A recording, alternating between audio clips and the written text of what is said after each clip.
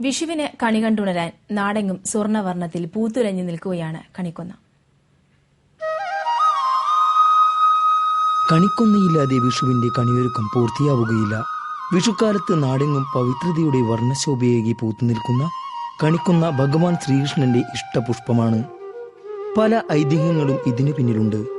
വിഷുക്കാലമാകുമ്പോഴേക്കും സ്വർണ്ണ നിറത്തിൽ പൂത്തുലഞ്ഞു നിൽക്കുന്ന കൊന്നമരങ്ങൾ കേരളക്കരയ്ക്കു തന്നെ കണിയൊരുക്കം സമ്മാനിക്കുകയാണ്.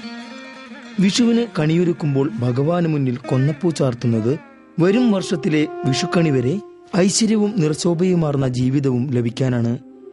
സ്വർണ്ണവർണ്ണ നിറത്തിലുള്ള കളിക്കൊന്നകളാൽ അലങ്കരിച്ച വിഷുക്കണി ഓരോ മലയാളികൾക്കും ഒരു വർഷം ഐശ്വര്യപൂർണമായ ജീവിതം സമ്മാനിക്കുന്നു.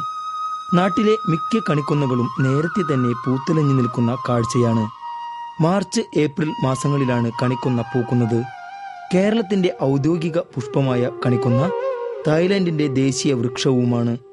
നൃപേന്ദ്രം, രാജവൃക്ഷ, കർണികാരം എന്നീ പേരുകളിലാണ് കണിക്കൊന്ന അറിയപ്പെടുന്നത്. കാർമുകിൽ വർണ്ണന്റെ മാറിൽ കൊന്നപ്പൂ അലങ്കരിച്ചു വെക്കുമ്പോൾ സ്വർണ്ണാഭരണം ചാർത്തിയ ഭഗവാനെയാണ് മനസ്സിൽ തെളിയുക.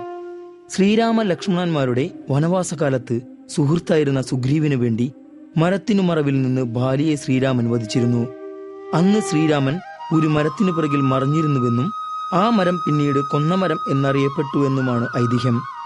പിന്നീട് ശ്രീരാമദേവന്റെ അനുഗ്രഹത്താലാണ് കലികാലത്തിൽ കൃഷ്ണന്റെ ഇഷ്ടപുഷ്പമായി കൊന്നപ്പൂ മാറിയതെന്നും പറയുന്നു. കൊന്നപ്പൂവില്ലാതെ മലയാളികളുടെ കണിയൊരുക്കം പൂർത്തിയാവുകയില്ല എന്നതാണ് പ്രധാനം. ശ്രീകൃഷ്ണ ഭഗവാന്റെ വശ്യ സൗന്ദര്യം കണി കണ്ടുണരാൻ കണിക്കൊന്നയുടെ വർണ്ണശോഭ പകരുന്ന ഐശ്വര്യത്തിന്റെ കണിയൊരുക്കത്തിനായുള്ള കാത്തിരിപ്പിലാണ് ഓരോ മലയാളിയും. TCV news, Thrissur.